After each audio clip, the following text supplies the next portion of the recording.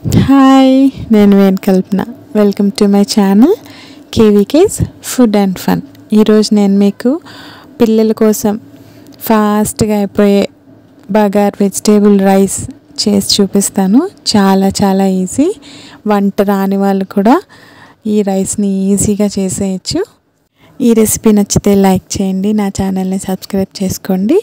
ఇంకా రెసిపీ ఎలా ఉందో మీరు కుక్ చేసుకున్న కమెంట్స్లో పెట్టండి. బగార్ వెజిటేబుల్ రైస్ చేయడానికి మనకి ఏమేమి ఇంగ్రీడియంట్స్ కావాలో చూద్దాం. నేను రైస్ 3 బౌల్స్ తీసుకున్నాను. దానికి తగ్గ ఇంగ్రీడియంట్స్ చెప్తాను.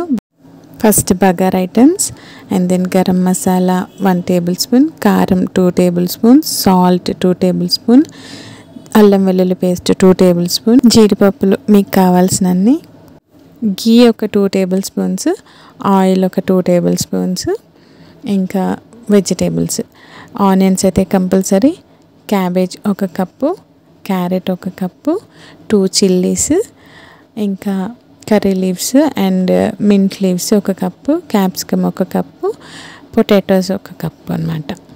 మీరు అన్నీ రెడీగా పెట్టుకుంటే వంట కూడా చాలా తొందరగా అయిపోతుంది. నేను ఆల్రెడీ చక్కగా రెడీ చేసి పెట్టుకున్నాను.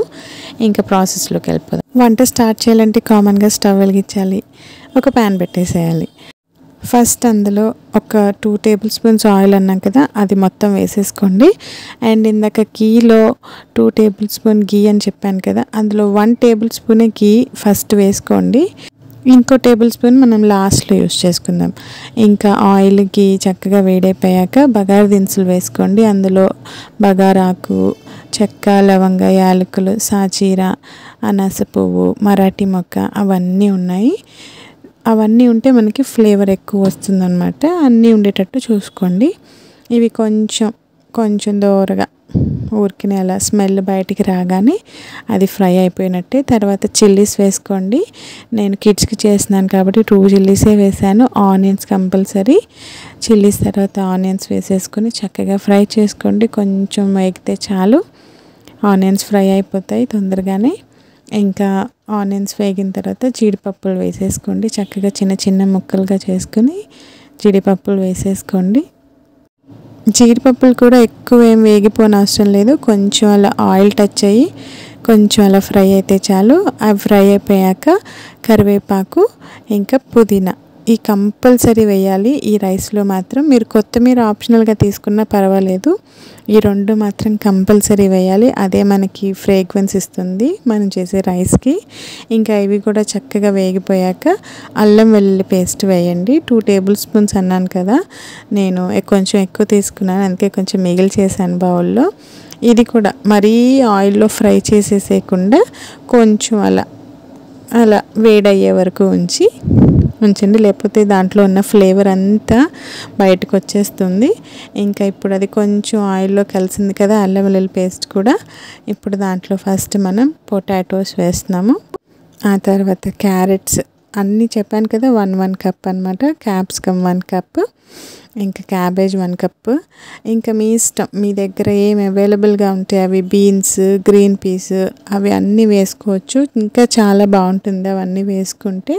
అన్నీ చక్కగా అల్లం వెల్లుల్లి పేస్ట్ వాటికి కలిసేటట్టు కలిపేసుకున్నాక మనకి రైస్కి మొత్తానికి సరిపడా సాల్ట్ ఒకేసారి వేసేసుకోండి. మీరు సాల్ట్ వేసుకునేటప్పుడు జాగ్రత్త, ఇప్పుడు వేసుకుని మళ్ళీ రైస్ కలుపుకునేటప్పుడు కూడా వేసుకుంటే ఎక్కువైపోతుంది.